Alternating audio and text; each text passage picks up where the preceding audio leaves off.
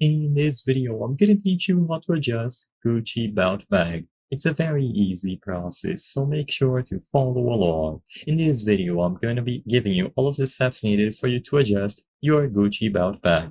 So first, locate the buckle and slide. The buckle is going to be a metal piece that holds the belt together. So you will be able to find it, and the slide is going to be a small plastic or metal piece that moves along the belt.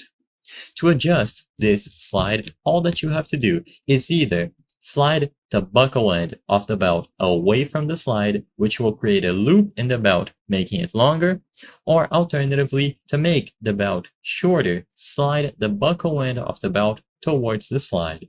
This will reduce the loop in the belt, making it shorter. So find this metal piece and the slide, and you will be able to change it however you prefer. You will be able to make it longer or smaller accordingly. Keep in mind that not all models of Gucci belt bags will have this buckle and slide. However, if you notice that yours do, you will be able to simply slide it along to use it however you prefer.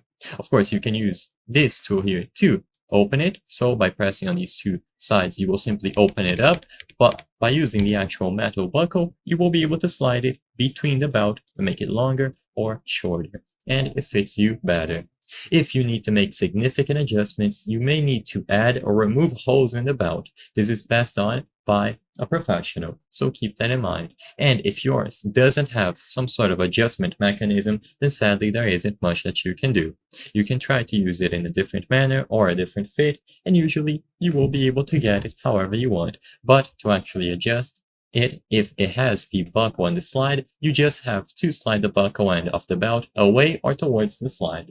I hope I was able to help you on how to adjust Gucci belt bag.